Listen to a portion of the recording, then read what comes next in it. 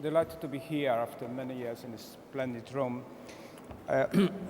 My predecessor described the new world as very competitive and sometimes, or even often, ignorant of the suffering of the poor, but generally benign. The world is still benign. Well, I'm afraid this is too good to be true. If I look at the world, particularly from our European perspective, it is maybe not as bad as on those pictures, but it's pretty bad. And I think two obvious features are the world is less European than it ever was since the time these pictures were painted. But the second and maybe more controversial remark is that empires are back. And the Europe choice is to either be a metropolis of some sort or periphery pushed around by the strong and powerful. And this is, of course, not a very attractive proposition. And one should ask whether a civilian power Europe can punch its weight in this new, rather competitive, if not imperial environment. That the new world is less European, we already heard. We were told about the shifting balance of powers in the structure because of the rise of new economies, particularly in Asia. But America is also less European than ever. And so we're much more left on our own, with America looking towards Asia. Also, global institutions of global governance are very much paralyzed.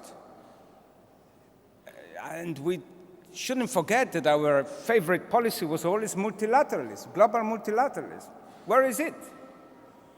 And of course, with the deadlock in global negotiations, there is a kind of rise of other regional units, which may still not be strong enough, but they are there. We heard today about Eurasian Union, there's still African Union, Mercosur, and so on.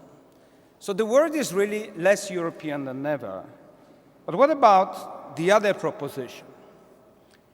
Well, you know, I moved from various medieval universities, and each time I moved to another place, the paradigm of the world politics changed.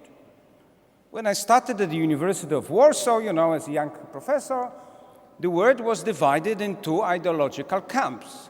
So even the smallest conflict in Africa was immediately transformed into, you know, an ideological battle between communists and free world, as Americans used to call it. Then when I moved to the University of Leiden, and the Berlin Wall collapsed, it looked like small is beautiful. Not just beautiful, strong. No, tiny Estonia and Latvia challenged the Soviet Union and got away with it. Singapore, Hong Kong, with practically no territory, natural resources of army were seen as giants, as models of economic development. It didn't last long. When I arrived here in Florence, a new paradigm asserted itself. We were told we are living in a unipolar world with America at the head. And America was supposed to run forever. But then, you know, first it got bogged down in Afghanistan, Iraq, and then you know what happened to the Lehman Brothers. We discussed this today. And now we are living in a new world. And this is a world I would suggest to you dominated by powers who do not call themselves like this, but they walk, talk, and look like empires.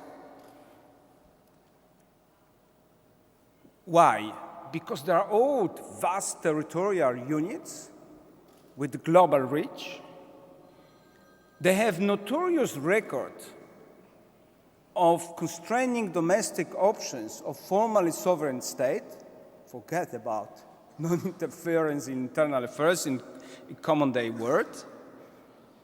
And they all have noble visions of themselves. They believe that what they do towards periphery benefits not only them, but the periphery themselves.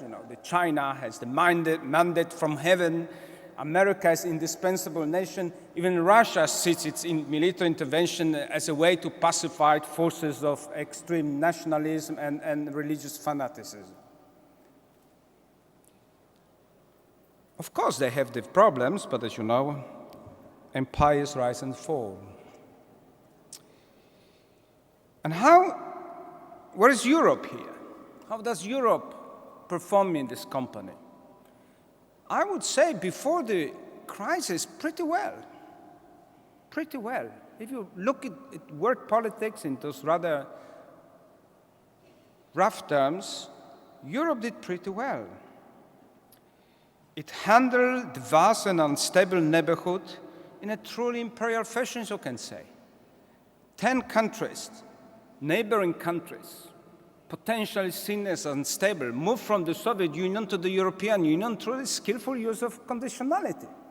They adopted these 20,000 laws and regulations in return for access to decision-making process and resources. Europe was also very skillful in promoting its social preferences. It applied its trade leverage to make other countries apply our labor laws, our environmental standards, our safety norms. We were very successful in this.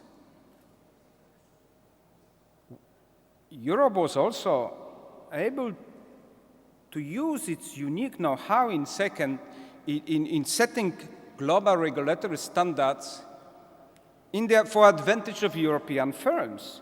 Brazil, India, China, they might be booming in terms of growth, but they are not good in setting those norms of global governance. Europe was very good in doing this. 80% of international norms in fields like banking, competition, accounting, procurement come from America and Europe. They don't come even from Japan. And of course, Europe was able to target, with its promotion of human rights, democracy, and good governance agenda, many countries. Those who wanted to make deals with Europe were asked to adopt those standards. And of course, some of them refused. Some of them said one thing and did another. They were just cheating. But Europe could be bold. Ask people from Microsoft. Ask people from General Motors how the Commission targeted them. But most importantly, Europe was seen as a role model for those who wanted to put behind the legacy of wars and embark on the road of cooperation and prosperity. As one American said it was the new city on the hill, offering hope for the others.